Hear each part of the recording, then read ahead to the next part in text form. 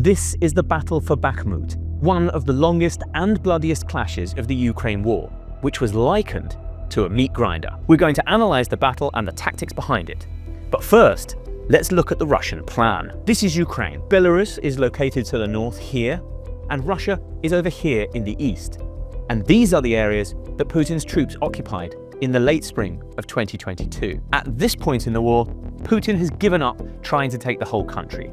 His army has withdrawn from much of the north and has stopped advancing in the south. The Russians are now focused on capturing the Donbas, the eastern region made up of Luhansk and Donetsk oblasts. Ukraine's army is dug in this area, inside well-prepared trenches and bunkers where they have been fighting since 2014. The Russians want to surround this army and destroy it in a grand encirclement. To do this, they are advancing southwards from Izyum, north from Donetsk city, and west from Luhansk. They intend to converge on the cities of Slovyansk and Kramatorsk. But the Izyum and Donetsk axis quickly stall, so the Russians throw all their efforts into the Luhansk axis. Bakhmut lies directly in their path. This is the battle for Bakhmut, one of the bloodiest battles of the 21st century, which drove Wagner boss Yevgeny Prigozhin insane. And this is battleboard.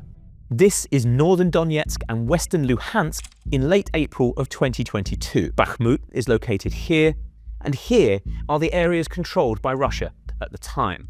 Shielding Bakhmut at this moment are Ukrainian troops occupying the town of Popasna, 15 miles to the east, and the cities of Severodonetsk and Lysychansk, around 30 miles to the north. The first to fall is Popasna, which is taken by Russian forces in May. They used this town to begin launching artillery strikes on Bakhmut. Then, in late June and early July, Russian forces attacking the towns of Severodonetsk and Lysychansk break through Ukrainian lines here as well. They quickly advance into and take over the cities. The Ukrainians are forced to retreat to a defensive line running from Siversk at the northern end to Bakhmut at the southern end. The road to Slovyansk and Kramatorsk now lies through this line.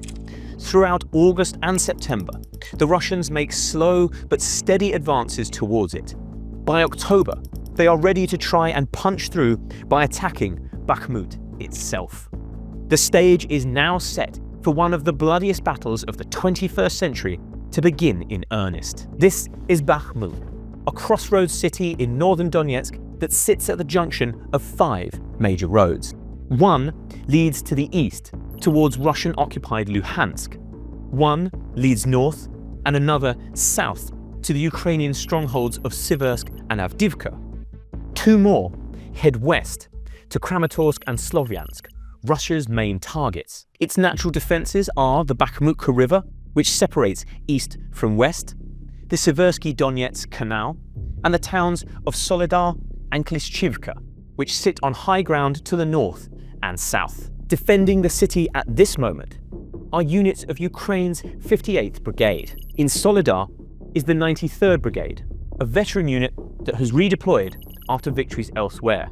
And in the south is a mixture of the 4th Rapid Reaction Brigade and 30th Mechanized Brigade, both of which fought in the battle for Kiev, and the 112th Territorial Defense Brigade. Exact Ukrainian troop numbers are hard to come by, but they're outnumbered at least 2-to-1 throughout the battle. Leading the Russian attack is Prigozhin's Wagner group, thousands of battle-hardened mercenaries with a well-worn reputation for war crimes of the most depraved sort. At this point, Wagner numbers around 20,000 troops, but it quickly doubles in size as Putin gives Prigozhin permission to recruit convicts from Russian prisons. He targets murderers and violent rapists, offering them freedom in return for just 6 months of fighting. Unbeknownst to them, he's planning to use them as cannon fodder in human wave assaults, which we'll discuss more later. At the northern end of the line are regular Russian units from the 76th Air Assault Division and the Bakhmut Battalion,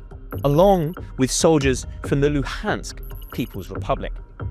At the southern end of the line are soldiers from the Donetsk People's Republic, made up of Ukrainians who either volunteered or were forced to sign up and fight their own countrymen. As October begins, Prigozhin announces the start of what he calls Operation Bakhmut Meat Grinder to take the city. He promises Putin it will fall by the end of the year. The first breakthrough comes in the south, where the towns of Zaitsevo and Veselaya Dolnya are taken by Wagner forces within the first week. Ukraine reacts by rushing reinforcements to the front. At least 11 brigades join the battle at this point, whilst the exhausted 4th Brigade is withdrawn. This stabilizes the front line, and later in the month, Wagner suffers 2 of its heaviest days of casualties in failed assaults on Bakhmut's eastern industrial zone. In November, the Rasputitsa, Ukraine's muddy season, arrives, turning the ground to mush and slowing the offensive. The battlefield now starts to resemble World War I. Ukrainians are dug into trenches in the city outskirts and countryside, which become waterlogged. Wagner attacks these trenches using artillery bombardments and conscript charges across no man's land. In front of them are Ukrainian machine guns, but behind them are Russian discipline officers ready to shoot them if they retreat. Artillery is mostly responsible for defeating these attacks, just as happened on the fields of Flanders 100 years before. Drones have not yet become a major part of this war. Towards the end of November, the Russians break through again in the south, pushing the Ukrainians all the way back to the towns of Andrivka and Klishchivka. Wagner troops cross the Bakhmut River in force and sever the southern road out of the city, meaning Ukrainian reinforcements and supplies can no longer arrive from this direction. Ukraine brings in another 2 brigades to try and stop the assault, but Wagner's human wave tactics prove too effective and they continue advancing. In December, another breakthrough takes place, this time to the north, near Soledar. The town of Yakovlivka is taken by Russian troops. Ukraine tries to take it back with a counterattack, but this backfires. The 93rd Brigade takes heavy casualties and has to withdraw. At the same time, Wagner forces push deeper into Bakhmut's eastern outskirts, with casualties mounting as they go. As the year draws to a close, Wagner is showing signs of exhaustion and both sides take a pause to rotate their forces. But this is just the eye of the storm. The worst is yet to come. Ukraine moves 4 brigades to the south, including the elite 3rd Assault Brigade and another 6 brigades to the north. Meanwhile, Wagner carries out another round of prison recruitment to swell its ranks, and Russia deploys 5 regular army brigades, 2 in the north and 3 in the south. Both sides are now approaching their maximum sizes. 80,000 Wagner troops, with roughly 2/3 of them prison conscripts and 1/3 mercenaries, backed by thousands of troops from the regular Russian army and sham republics. On the Ukrainian side are around 30,000 men. Just before fighting resumes, Volodymyr Zelensky visits the front line and hands out bravery awards to his soldiers. He speaks of Bakhmut as a fortress to be held at all costs, which critics will later say caused Ukraine to needlessly throw away men defending it. As the new year begins, fighting resumes, and it is among the bloodiest scene in Europe since the Second World War. Soledar is quickly overrun by a mixture of Wagner troops and the regular Russian army, and the Ukrainians force back across the Bakhmut River. This severs the northern supply road towards Siversk, and soon the western E40 highway is also cut. In the south, Wagner and Russian troops also break through and capture Klishchivka, which sits atop high ground, bringing their artillery within range of the other westward supply road known as the Road of Life. Wagner has perfected its meat assault tactics, and Ukraine is suffering because of it. Until this point, defending Bakhmut was strategically smart for the Ukrainians because it inflicted far heavier casualties on the Russians than it did on them. At one point, the ratio was 5 Russians for every 1 Ukrainian. However, from this point on, it becomes a case of diminishing returns. Russian casualties remain high throughout, but that 5-to-1 ratio narrows considerably. Ukraine is also expending some of its best troops, whilst Russia is only losing mercenaries and conscripts. By the end of February, Russian forces have advanced up to the Bakhmut River inside Bakhmut itself. In the south, they have reached the Seversky Donetsk Canal and are now threatening to cut the Road of Life through Ivaniska. They are also approaching the only other road out of the city, near Kromove, in the north. Two pincers are now advancing around Bakhmut. If Russia can close them, it will mean the destruction of tens of thousands of Ukrainian soldiers inside. Despite this, friction begins to develop between the Russian military and Wagner over who exactly is responsible for these successes.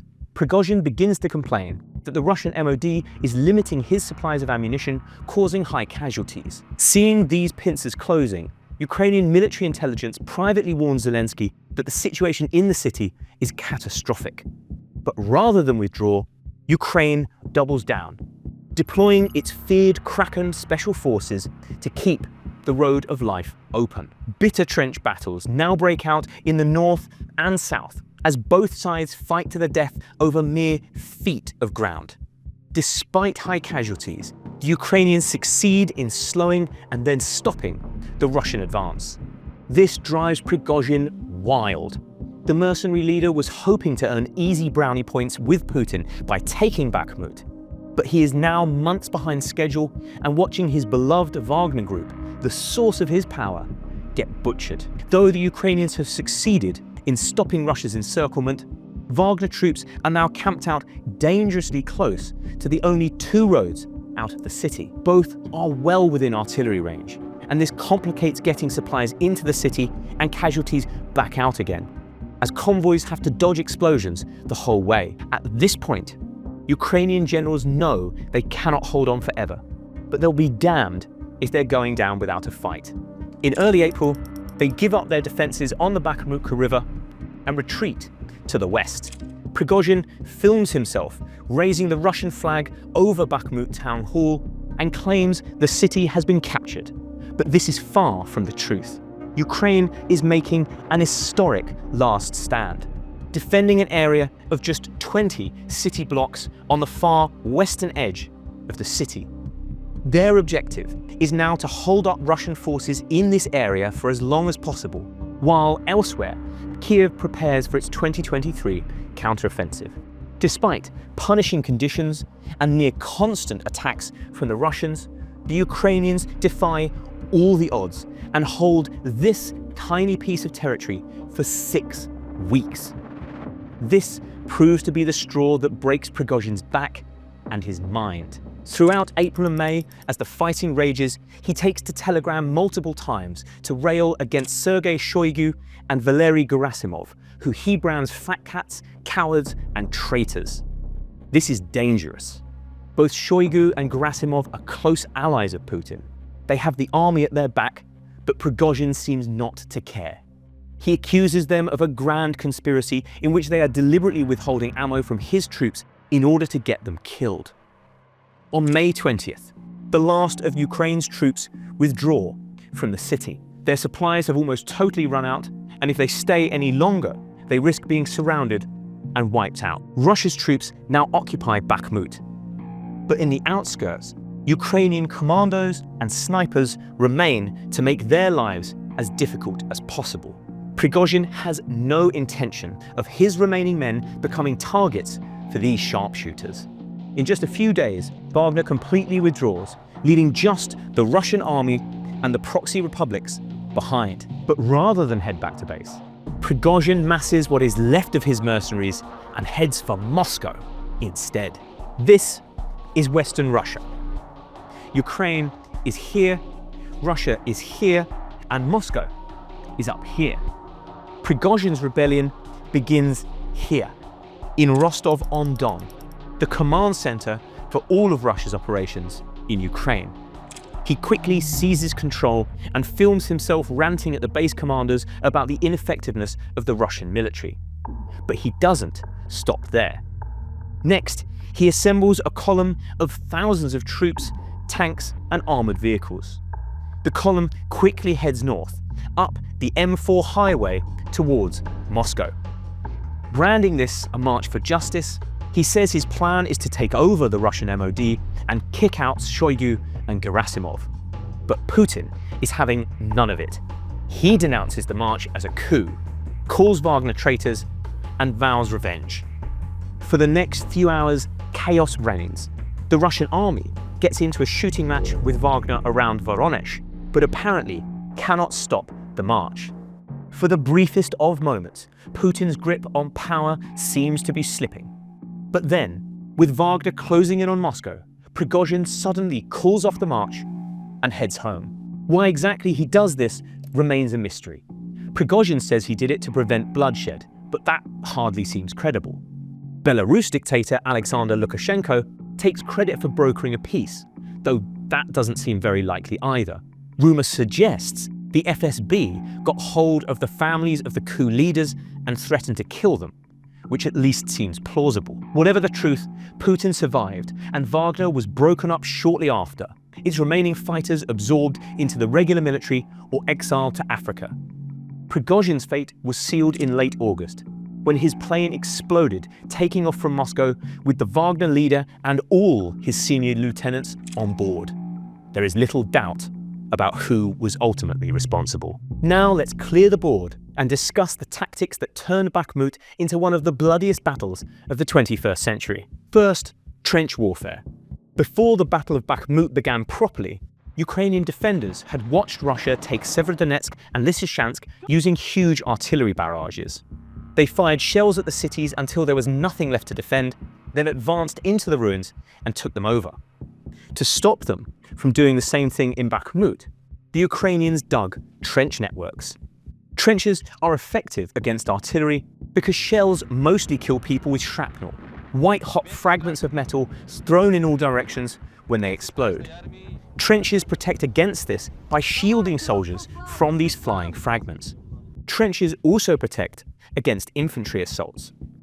Attackers are almost completely exposed whilst charging at the trench, whilst defenders are almost completely protected until the last moment. The second tactic was Wagner's human wave assaults. The mercenaries used this tactic for two reasons. First, the trenches, and second, the composition of Wagner's forces. Throughout the battle, Wagner had a ready supply of prison conscripts with barely enough training to operate a rifle, and a small but very elite group of mercenary soldiers. The last thing Yevgeny Prigozhin wanted to do was waste his valuable mercenaries in frontal assaults on the Ukrainian trenches. So, he developed a tactic of sending in the prisoners as cannon fodder. Their job was simply to advance towards the Ukrainians until they got shot at. This almost always resulted in the prisoners getting killed. Casualties in some units topped 70%, but none of that mattered to Prigozhin. What mattered was that, while shooting at the prisoners, the Ukrainians would be forced to reveal their positions. Once Wagner knew where the Ukrainians were, artillery would be called down on top of them, and elite mercenaries dispatched on flanking attacks to take them out. This led to an astonishingly high number of casualties. According to Prigozhin's own figures, 20,000 Wagner men died in the battle, an estimated 17,000 of whom were conscripts. But it also proved effective in its own brutal way. Wagner avoided wasting precious artillery shells, preserved its most valuable troops, and expended its least valuable.